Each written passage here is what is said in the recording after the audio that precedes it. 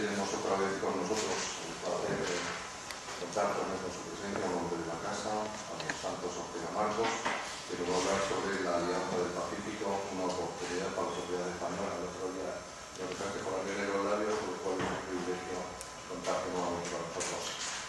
Bien, el profesor Santos Ortega Marcos es economista, diplomado por la Sociedad de Estudios Internacionales, profesor honorario de Economía Aplicada de la Universidad Rey Juan Carlos, diplomado por el ICITEPAL, Banco Mundial sobre Desarrollo y Cooperación, con AL, América Latina. Que vamos a ver desarrollando un trabajo pionero sobre la transformación de la deuda en inversiones en América Latina, hispana, sectores energéticos y obras públicas y telecomunicaciones. Jefe de estudios de la Escuela de Estudios Cooperativas de la Universidad Complutense de Madrid, desarrollando intercambios y jornadas en economía social con países de América Latina y publicaciones nacionales de Revesco Internacional. La tienen ustedes, como pueden ver, el currículum en la pantalla. Publicistas de temas de Asia, Pacífico, con artículos sobre América Latina, China, Filipinas, en diversas publicaciones nacionales e internacionales. Ponente conferenciante en cursos de congresos sobre economía del deporte en Iberoamérica a través del Comité Olímpico Internacional y la Real Federación Española de Fútbol. Eso es un currículum nuevo. Actualmente vocal, de la Cámara de Comercio de Chile y Colombia en España, inspirador de los ciclos de emprendedores internacionalizar en América Latina y Asia Pacífico y coordinador técnico de la plataforma Camiver con convenio formativo de la Escuela de Negocios, EUDE y Colegio de Economistas de Madrid. ¿Algo más? Este es como ya conocen ustedes el segundo currículum. El otro currículum, como ustedes recordarán, fue miembro de la Comisión Nacional de la Energía, del tema tarifario, etc. Pues, profesor, cuando Muy bien, lo primero, dar las gracias al rector y al consejo directivo del curso por la amable invitación de nuevo y por recoger un tema que me es muy querido. Yo el primer tema que me ofrecieron, cuando ofrecieron el primer tema, pues traje los temas de mercado de energía, que era un tema que realmente, pues donde el único mérito quizás es haber trabajado en él la friolera casi de 40 años.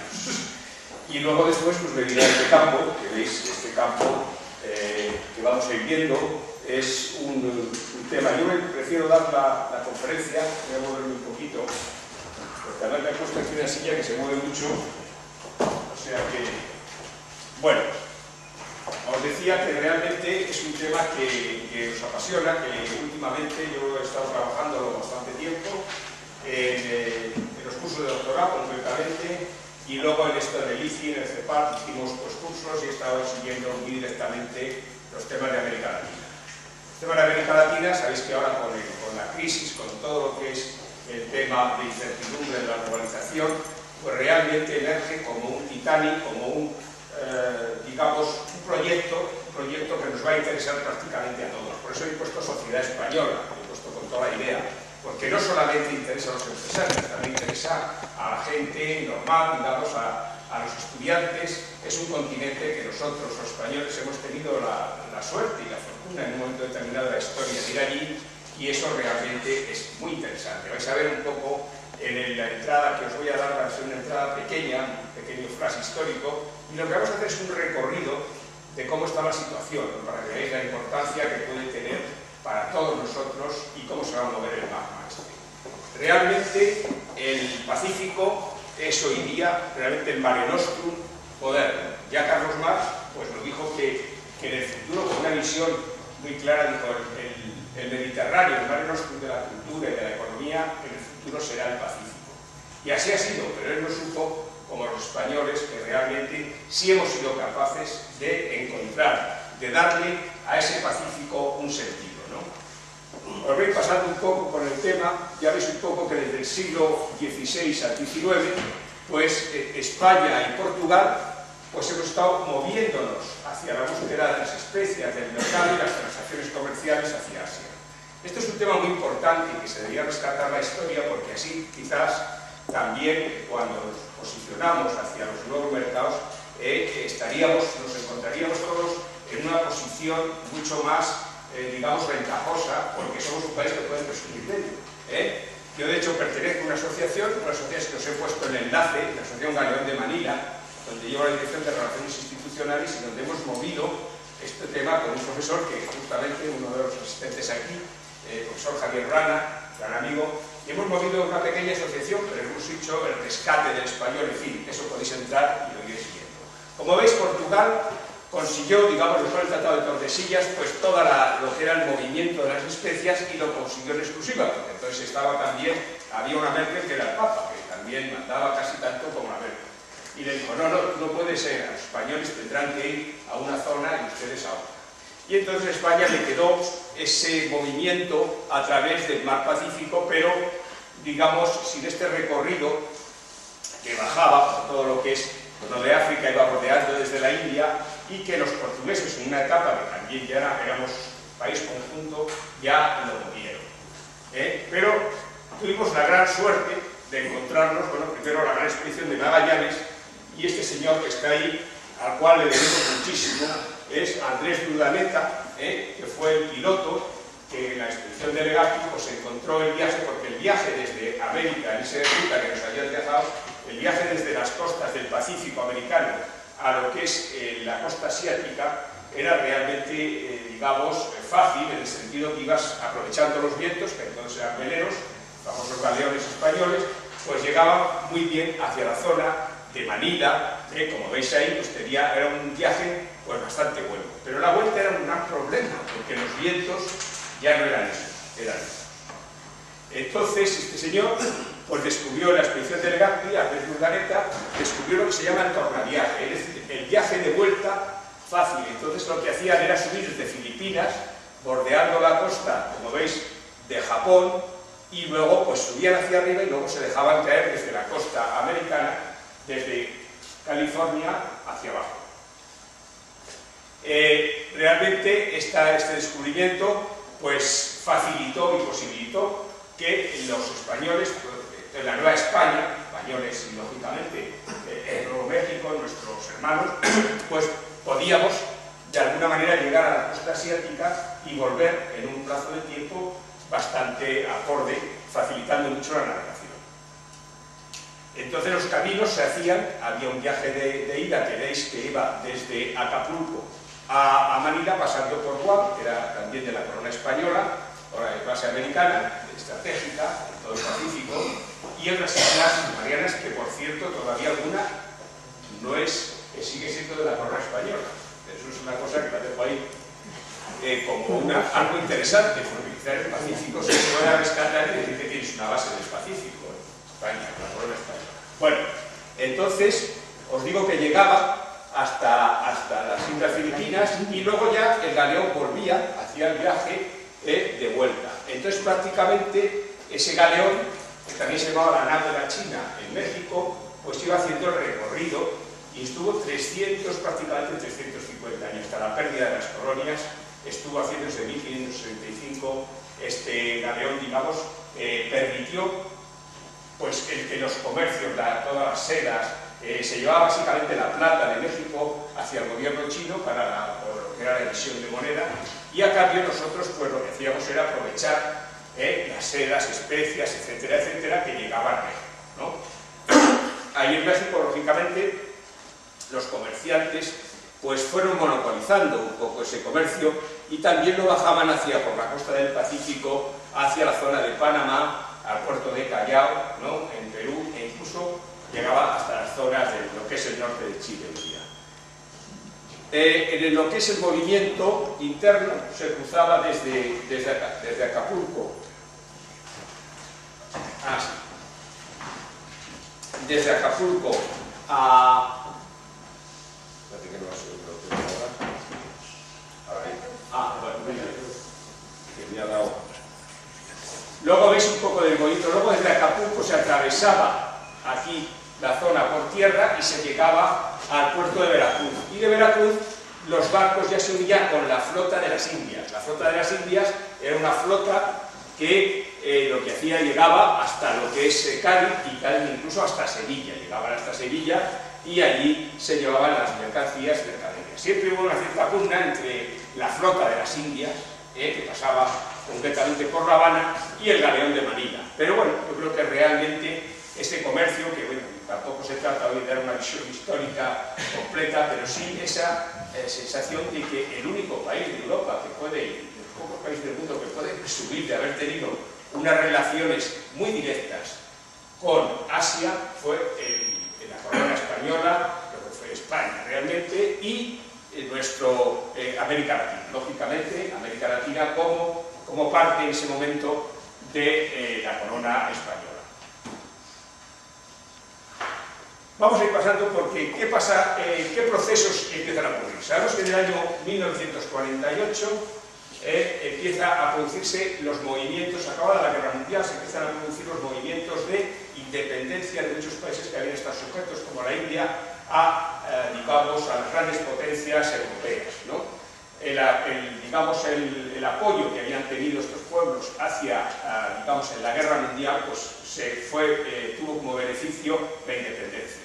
Entonces se fue creando y en ese magma de independencia se fueron configurando estos estados que a su vez en la década prácticamente de los 60 a los 70 van a producirse procesos de integración muy importantes. Y el primer proceso de integración hacia esa globalización es la Asociación de Naciones del Sudeste Asiático que veis ahí, ASEAN.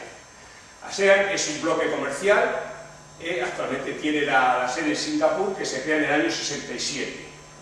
Como veis, la superficie de 4.497.000 kilómetros cuadrados, una población de 566 millones y el PIB pues, que tiene ahí. Estos datos los he sacado sobre todo para que tengáis, de alguna manera, los alumnos del curso, pues unas fichas de cada uno de estas asociaciones. ¿Y qué tiene de importancia esta asociación? Pues lo más importante era acelerar el crecimiento económico y fomentar la paz y la estabilidad. O sea que ahí había una dualidad, porque estamos todavía en el proceso de la Guerra Fría, en el año 67, y entonces, digamos que básicamente se va creando una asociación que también tiene, hasta cierto punto, una cierta connotación de esa Guerra Fría. La ASEAN ha establecido un foro conjunto en Japón y sostiene un acuerdo de cooperación con la Unión Europea. Su secretario permanente se encuentra en Yakarta. Entonces, se fundó en el 67 con 5 países, entre los cuales está Filipinas. Y cuenta con 10 Estados miembros, entre los cuales pues, hay algunos que van integrándose. Curiosamente, tiene una parte militar, que lo he colocado ahí porque la ASEAN ha tenido mucha influencia con los Estados Unidos, que sabéis que cogieron la posición de española a raíz de nuestra pérdida, famoso, que nos recuerdan todavía por el tema de la fortaleza de Valer, ¿no? Los últimos de Filipinas, pero realmente España hizo una cesión cultural y una cesión política y desgraciadamente también militar de toda esa zona. Con lo cual Estados Unidos además erradicó, no voy a entrar en ello, pero erradicó algo que yo quiero retomar en esto, porque en este sentido, como sociedades internacionales, no tenemos que olvidar que tenemos que tener una serie de metas de futuro, y una meta de futuro es recuperar la presencia de Filipinas y nuestro contacto con Filipinas. Yo afortunadamente hace poco hemos tenido contacto con la embajada para realizar una serie de acciones de, digamos, rescatar la presencia de Filipinas en España. Como consecuencia de esto, se crea también, empiezan a crearse una serie de movimientos de bloques comerciales, porque todo el mundo, pues, digamos, cuando se levanta un acuerdo de este tipo, pues todo el mundo quiere participar, porque de hecho, pues favorece y de alguna manera valoriza, ¿no?, los productos y las estrategias de la zona en la cual se quiere actuar.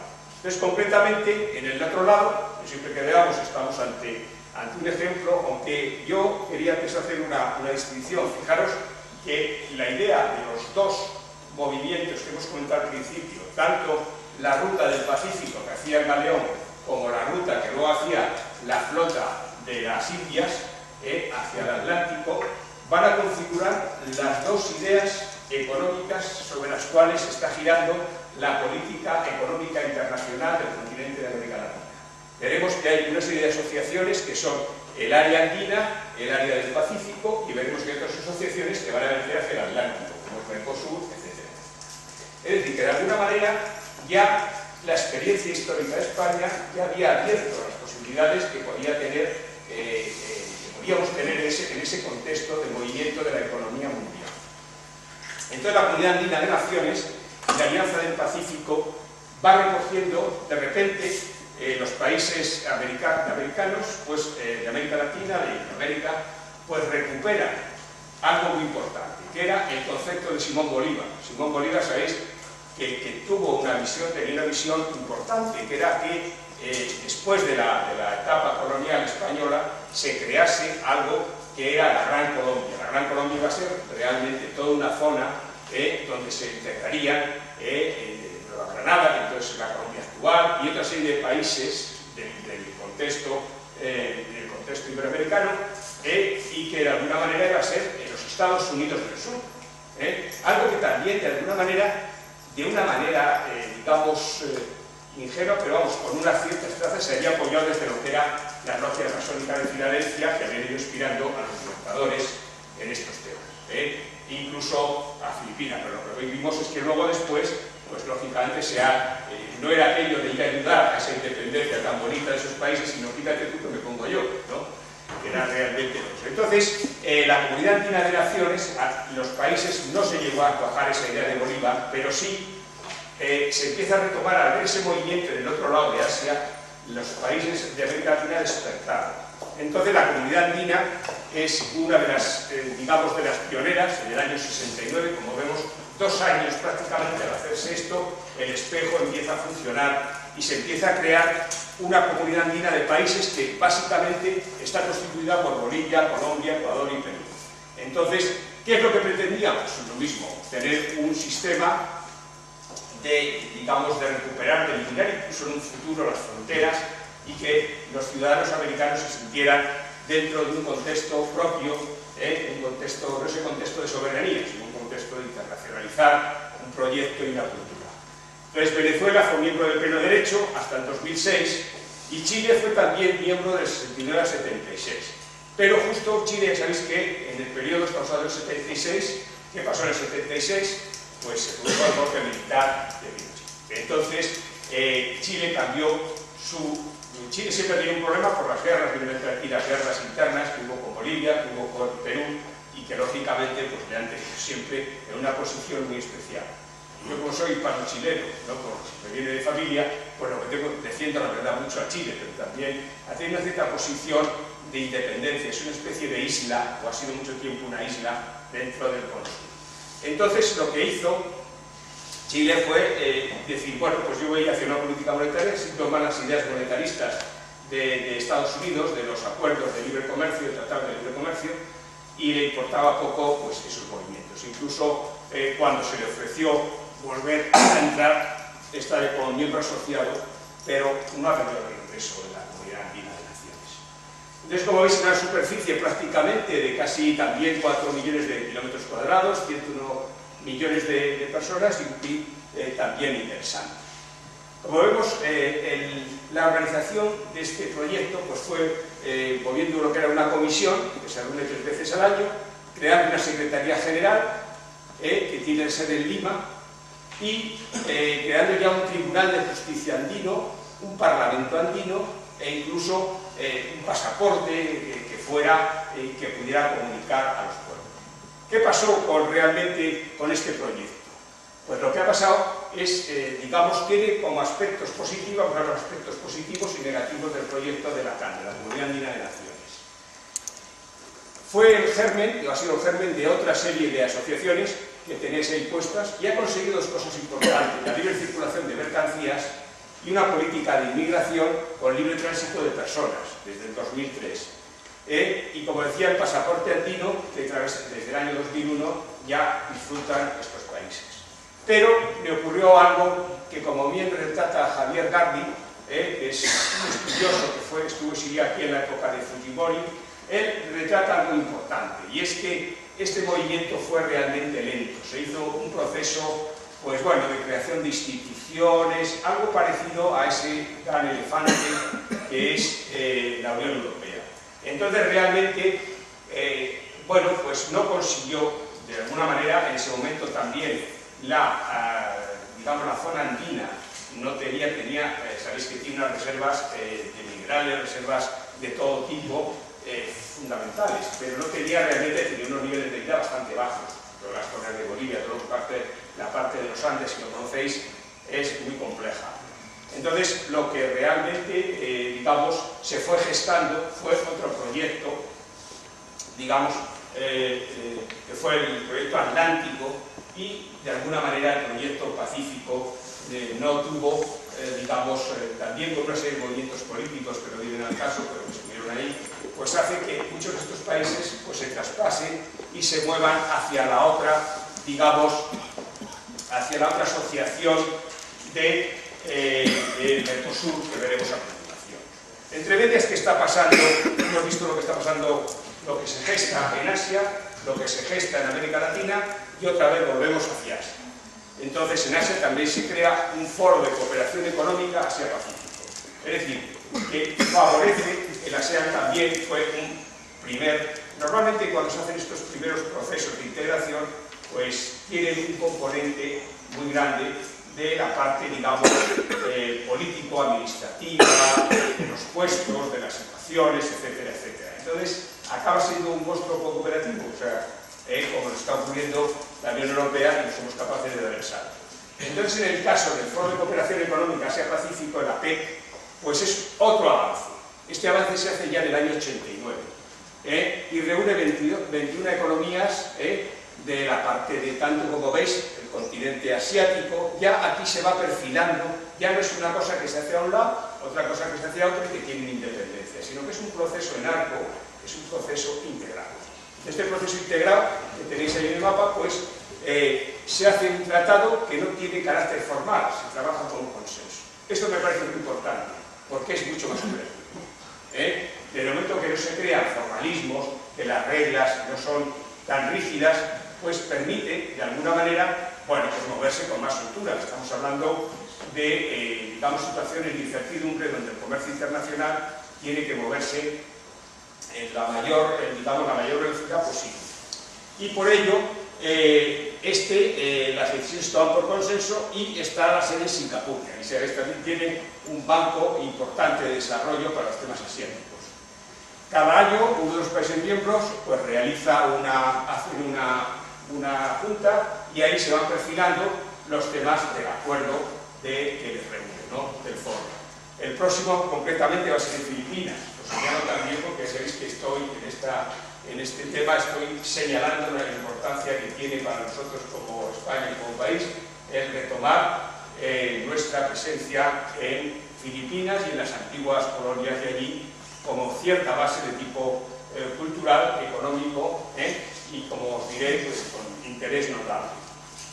Entonces, el APEC, el Foro de Cooperación Económica Asia-Pacífico, es un foro multilateral y básicamente tiene otra serie de países que se fueron metiendo. Este es el problema, a veces, digamos que un proyecto que es exitoso, pero de repente la India se quiere meter. Como sabéis, la India no está muy en el Pacífico, ¿no? Y además crea muchas asimetrías. Los problemas de estos acuerdos, y por eso nos va a llevar a que la Alianza del Pacífico ha conseguido realmente mejorar los proyectos, porque le ha quitado esas asimetrías que al meter a una India pues se hace un desplazamiento geoestratégico de toda la zona.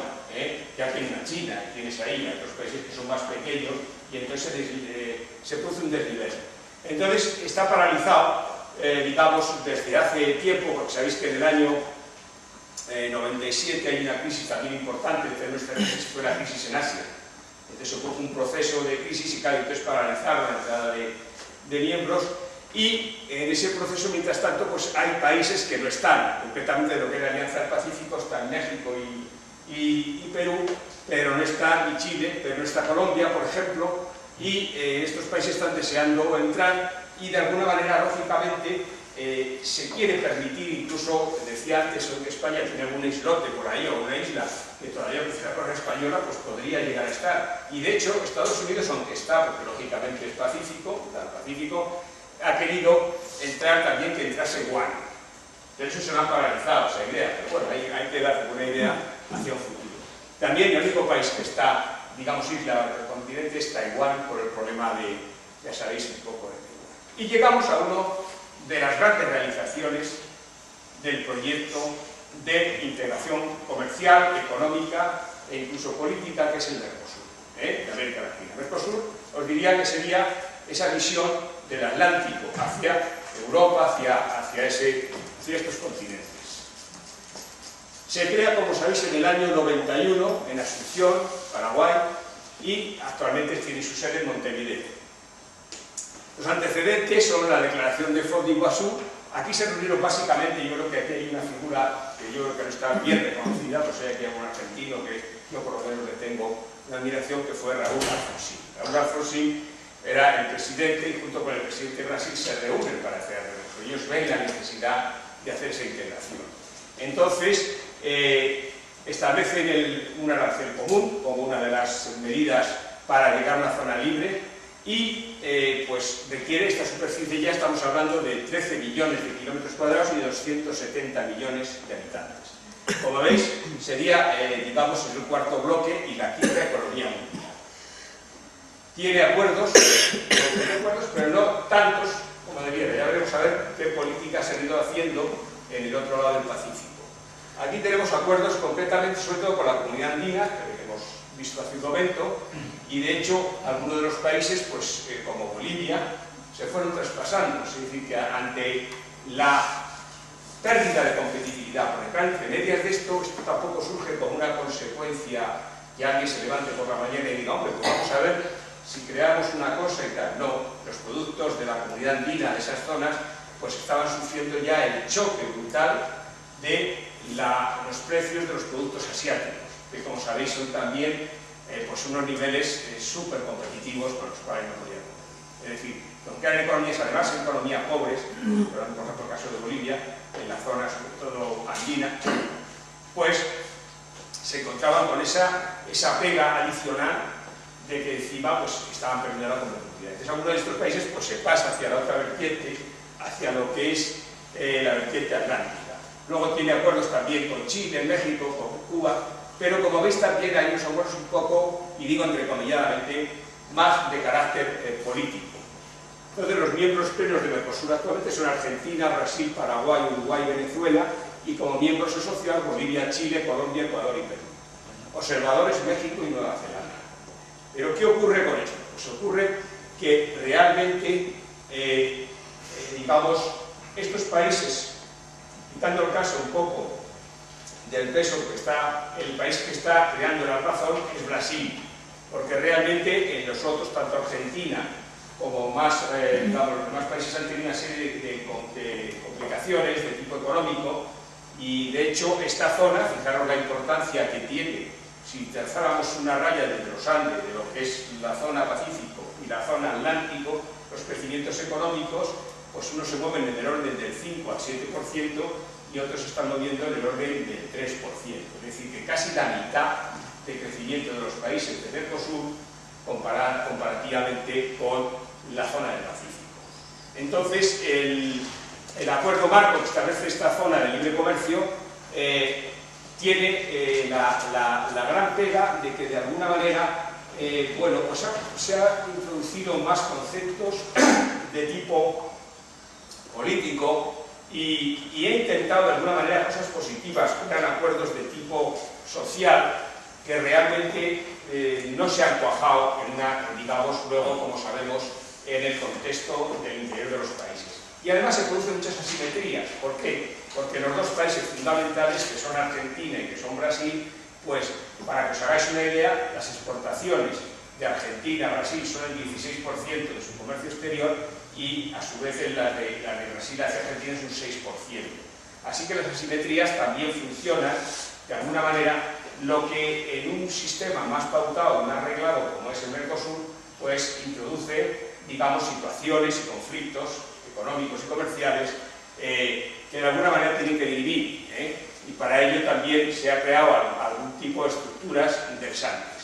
Entonces, yo pongo como aspectos y acuerdos específicos e interesantes el área de libre residencia entre Mercosur, Bolivia y Chile, con derecho de trabajo para todos los ciudadanos desde la cumbre del 2002, el sistema de solución de controversias que permite abrir el tratado de asunción, digamos, tener un tribunal judicial que pueda dirimir esto que acabo de comentar, ¿no? Se producen muchas, digamos, distorsiones por la asimetría del bloque comercial.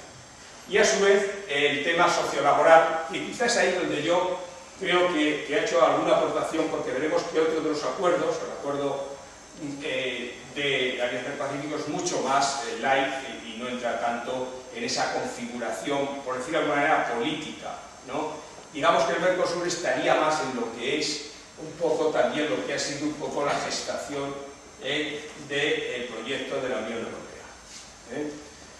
Entonces, el Mercosur sociolaboral se inicia con la coordinadora de centrales sindicales del Cono Sur y en la cumbre de presidentes de Córdoba aprobó la dimensión sociolaboral.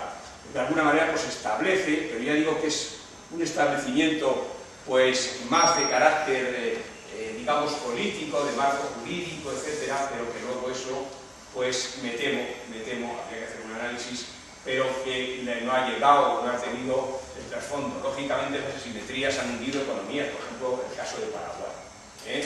No se ha establecido, o sea, antes de establecer, digamos, otros proyectos o estar en otras dimensiones, se tenía que haber o se tiene que procurar el gestionar bien lo que es el acuerdo de libre comercio, porque es lo que es esto, una zona de libre comercio en su inicio. ¿Qué tiene de positivo Mercosur? Pues yo creo que está ahí muy claro. Son el que las tres ciudades fundamentales, agrupa a las tres ciudades grandes de América Latina, de América del Sur, son Sao Paulo, Buenos Aires y Río de Janeiro. Entonces, es el mayor productor de alimentos del mundo, controla las mayores reservas energéticas, minerales, naturales, de recursos hídricos y de petróleo del planeta. Posee también la selva tropical más grande del planeta, la selva amazónica.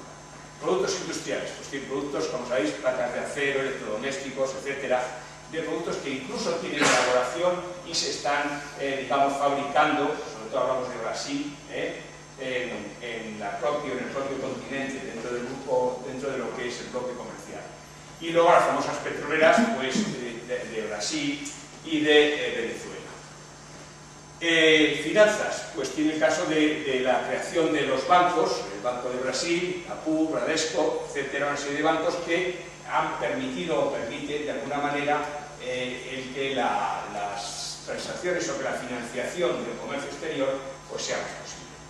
Pero ya digo que las asimetrías no juegan con el componente, el entramado. Yo diría que el Mercosur es muy bueno y de hecho si se mejorase las transacciones, la política de intercambios entre países para evitar los desniveles, de alguna manera ajustar los diferentes niveles, se conseguiría porque se ha hecho un entramado económico y financiero muy interesante.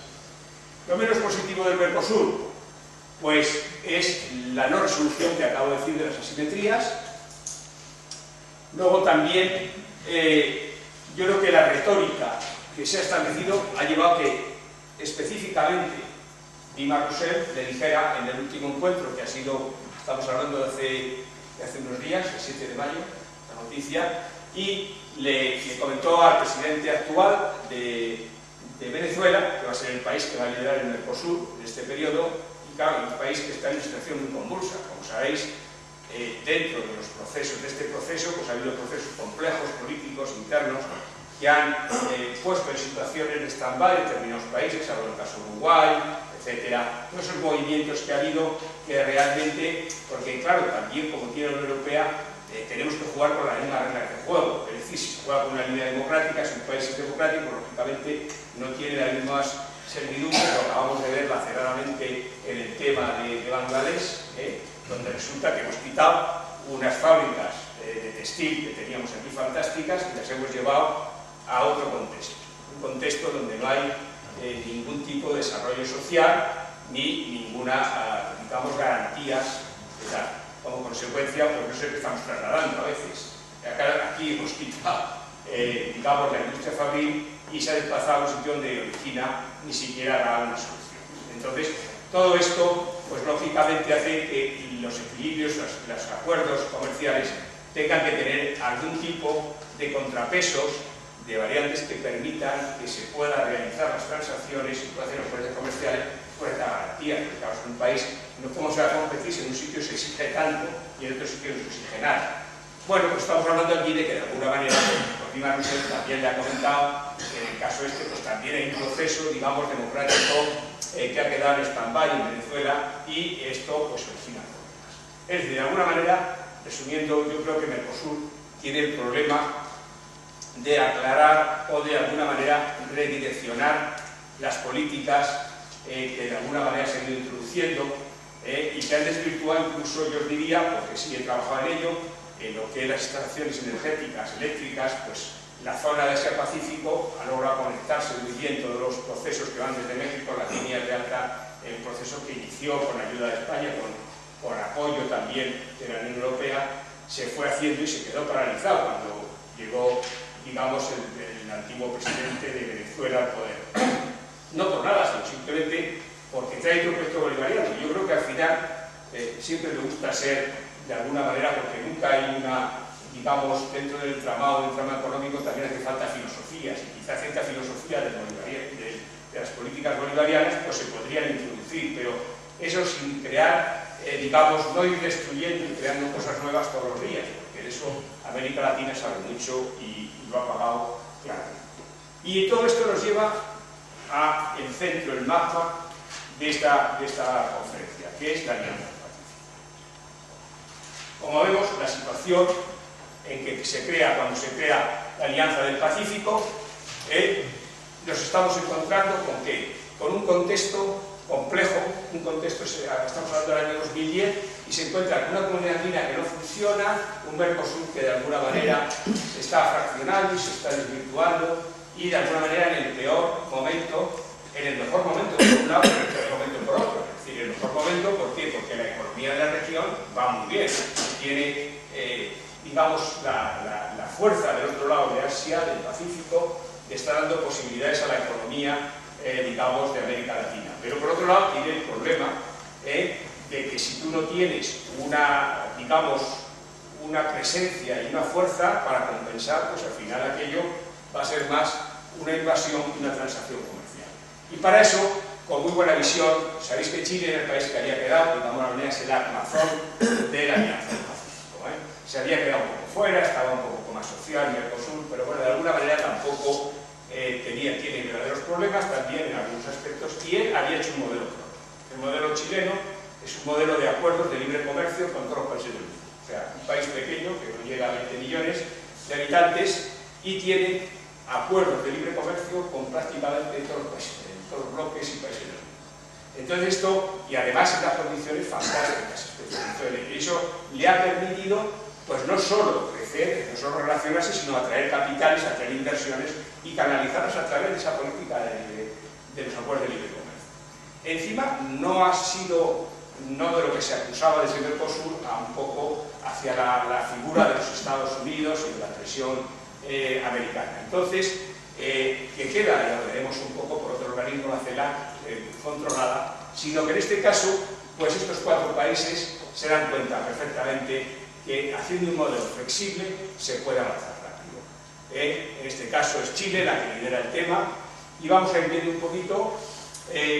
La iniciativa empieza a raíz del presidente de Perú, Alan García, la declaración de Lima en el 2011, y dice profundizar la integración entre estas economías y definir acciones conjuntas para la vinculación comercial con Asia-Pacífico, sobre la base de acuerdos comerciales bilaterales existentes entre los Estados partes. Como veis, esa zona que os he señalado en rojo es la gran filosofía de la Alianza del Pacífico. Crear, integrarse en economía, definir acciones conjuntas, o sea, acciones operativas, y basándose sobre todo en los acuerdos comerciales bilaterales que tienen estos países, sobre todo el caso de Chile, y Perú ha seguido siguiendo la zaga, y a su vez Colombia, y por tanto también México. Entonces han quedado como observadores rápidamente, pues Panamá, que lógicamente además donde se va a hacer este año, se va a celebrar los 500 años del descubrimiento del Pacífico, y va a ser la sede de la cumbre general iberoamericana, y luego también Costa Rica, que había quedado un poco al comunismo de tal, se ha digamos, ha integrado en el tema. Entonces, ¿cómo funciona la Alianza del Pacífico? Funciona de una manera operativa, como veremos, en unas reuniones, digamos, muy continuadas, siguiendo el proyecto, y a su vez muy operativas. Digamos, intentando no caer en las otras estructuras que estamos hablando, sobre todo de la Comunidad Andina de Naciones. Entonces la primera cumbre se celebra en Lima y entran los 4 países, México, Colombia, Perú y Chile. Como sabéis, Ecuador tuvo ahí sería el país realmente que yo creo que al final acabará en Alianza del Pacífico, pero que ha tenido más connotaciones hacia, un poco por la presidencia actual, hacia lo que es el bloque bolivariano. Entonces se estudió los avances en materia económica de estos 4 países y el potencial que poseían las economías del Asia-Pacífico en su objetivo de mantener un crecimiento económico sostenido a futuro.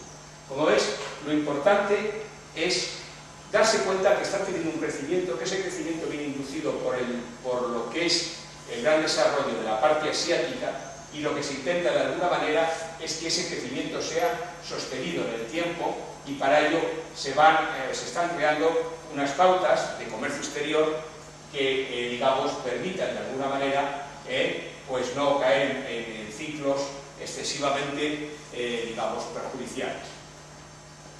La siguiente cumbre se hace en Mérida, como veis, va del 4 al 12, estamos hablando de periodos de 6 meses, prácticamente cada semestre en líneas generales, se hace una cumbre y se hace un acuerdo. En ella ya se implementan las ventanillas únicas para operar conjuntamente. Se crea un sistema de becas para aumentar la movilidad académica y estudiantil, mejorar la infraestructura vial y portuaria para una mejor interconexión física entre sus países y apoyar iniciativas en materia de interconexión eléctrica y energética. Esto ya digo que es fundamental porque realmente uno de los grandes, digamos, parones que se produjo en la integración energética y eléctrica fue la llegada del presidente Chávez a Venezuela, paralizó y quiso hacer otro, como un bucle diferente. De alguna manera, pues la estructura que va normalmente tiene sistemas, un sistema eléctrico igual que tiene, pues que sería paralelo prácticamente a lo que es la gran carretera panamericana, es la idea de poder aprovechar las conexiones. Y luego las interconexiones son fundamentales para el desarrollo. Y curiosamente, y lo digo, vamos, tenemos una cumbre ya en marzo del 2012, una cumbre virtual, que se cree que es la primera cumbre virtual que se celebra de jefes de Estado, es decir, que se hizo a través de videoconferencia, etc. Y se llegó ya el 6 del 12, en Chile, en Antofagasta, a la firma del Acuerdo Marco de la Alianza, documento fundamental. Como invitados se encontraba el ministro de Relaciones Exteriores de Canadá y otros países, como fueron Australia y Japón, que hemos visto que Australia ya tiene una presencia importante, fue el que favoreció la reacción de ASEAN, y estos países estaban ojo a visor. Entonces ven realmente aquí, es la primera vez que los países del otro lado de Asia, en la Alianza del Pacífico, se sienten identificados. La Comunidad Andina había conseguido de alguna manera crear una estructura soporte, pero no se había visto el espejo de aquí, no se había visto en el espejo de acá. Entonces sí se logra ver en ese momento, Japón también se interesa, y de alguna manera efectiva, Cádiz, en diciembre pasado, se eliminan los aranceles en más del 90% de sus productos a partir de este año, y se da la bienvenida también a España, Australia, Canadá, Nueva Zelanda y Uruguay como nuevos miembros observadores. Por fin, en enero, como veis, estos procesos, estamos hablando de diciembre y estamos hablando de enero, o sea que realmente estamos hablando de procesos cortos en el tiempo, es un seguimiento permanente. O sea, la idea es que esto no se pare y ir cuajando digamos, esta zona de libre comercio y además de comercio hacia Asia. Entonces, pues ya se hace la cumbre de la CELAC y Unión Europea. Ahora veremos la CELAC, este es el componente. Yo creo que la CELAC nos aporta o da la aportación para lo que es el entramado de libre comercio de la zona del Pacífico, les da algo muy importante, que es una visión microeconómica. O sea, se va a figurar más a lo que es la realidad económica y social del proyecto de integración de América Latina. En la cumbre de Cali, celebrada recientemente, va a ser el 23 de mayo, ya se van a reunir 300 presidentes de compañía de todo el mundo. Esto es muy importante porque en esta cumbre, que se va a celebrar la próxima ya de la Alianza del Pacífico, ya tiene una presencia de empresarios. O sea, hay también es algo que es más novedoso porque hasta este momento los movimientos eran más de los presidentes, de los grupos, de las instituciones políticas que de los propios de la sociedad civil y de las empresas. En este caso ya, en la próxima reunión que va a producirse, ya hay una presencia importantísima y están las grandes empresas y multinacionales que van a actuar. ¿Qué, digamos, dentro de este proceso que se ha creado importante? Pues lo primero, la eliminación de visas entre los 4 países fundadores. Con lo cual el movimiento se favorece. Hemos dicho que ya había un pasaporte andino, que había tal, pero había ciertas pegas por motivos obvios también de desplazamiento de masas en determinadas zonas de pobreza en otras zonas. Entonces se establece la eliminación de visas, también el mercado, se crea el MILA, el Mercado Integrado Latinoamericano, que es realmente una unión financiera de las bolsas de los 3 países, digamos menos México, están metidos Colombia, está metido Chile, está metido Perú, y hacen una bolsa común, que es la bolsa de valores. Esto ha tenido una importancia y también, de alguna manera, nos interviene, nos beneficia a España. Sabéis que nosotros tenemos en la PILES, el mercado latinoamericano, que está haciendo, digamos, de alguna manera, pues tenemos la posibilidad cada vez más que grandes grupos y corporaciones de América Latina puedan actuar en el mercado de valores europeo a través de España. Entonces, la bolsa mexicana es la que está todavía, digamos, ha comprado alguna participación con la bolsa de Colombia, pero está realmente en un proceso todavía de maduración para esa integración de las economías financieras. El 7 de mayo de 2013, en Bogotá, por medio de una reunión de los presidentes de congresos de Chile, Colombia, México y Perú, se dio el primer paso para la consecución de un parlamento de la Alianza del Pacífico, que está conformado por 10, pero no por una selección, sino cada uno de los países va a poner 10 representantes que han sido elegidos en cada uno de los países dentro de ese parlamento para dividir de alguna manera, reflexionar el proyecto político y social que lleva también englobado la Alianza del Pacífico. Os he apuntado algunos de los datos, ahí tenéis un poco más de carácter didáctico, y vamos a entrar en lo que es la CELAC, es decir, que el proyecto Alianza del Pacífico y la CELAC son proyectos clarísimos. ¿Cómo se crea? ¿Por qué se crea la CELAC, la Comunidad de Estados Latinoamericanos y Caribeños? Pues vemos que este es un proyecto, como venía muy bien, es el camino de nuestros libertadores. De alguna manera retoma el proyecto de la CELAC, está retomando ese sueño de Bolívar que hemos dicho antes y que subyace, y que de hecho yo digo que es una aportación resultada a través del movimiento bolivariano, y en esa parte me parece algo positivo. Yo creo que también hay que rescatar historia, hay que rescatar componentes, siempre que sus componentes no sean sectarios, sino que sean las grandes ideas las que iluminen el éxito, no las pequeñas ideas dentro del caballo de Troya. Bueno, entonces la comunidad de la CELAC pues se genera el 23 de febrero de 2010 y reúne a 33 países. Sabéis que la última reunión ha tenido varias cumbres. La primera cumbre en México, que permite la integración ya en un marco de solidaridad, cooperación, complementariedad y concertación política. Yo creo que aquí es donde realmente la CELAC está haciendo lo que es el microcosmos de la integración latinoamericana, mientras que en el otro contexto se está haciendo un poco más el paraguas que engloba. Y luego, fundamentalmente, en la cumbre de Venezuela se llega a algo importante, que excluye a los países norteamericanos, mayoritariamente anglosajones, Estados Unidos y Canadá, y, digamos, este proceso se une más hacia Europa. Entonces, de alguna manera, también le da un vínculo, yo creo que da un vínculo a este proyecto para escapar también un poco de la mala historia, que no quiere decir que, de alguna manera, yo me posiciono realmente que creo que ha tenido contribuciones y las tendrá que tener Estados Unidos y Canadá, pero de alguna manera esa situación de servidumbre y tal, o sea, que le genera de alguna manera un espíritu más de independencia, de posibilidades al continente latinoamericano a través de estas estructuras.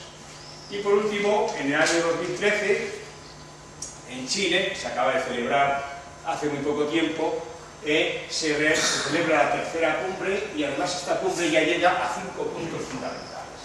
Estos 5 puntos fundamentales son el fortalecer la inversión en América Latina, en todas las ramas, sobre todo de las utilities, de lo que es integración, infraestructura, transporte, energía, la eficiencia energética, energías renovables y redes de comunicación, que no digo más porque los que estuvieron aquí el otro día los dejé ya un poco, os castigué con este tema.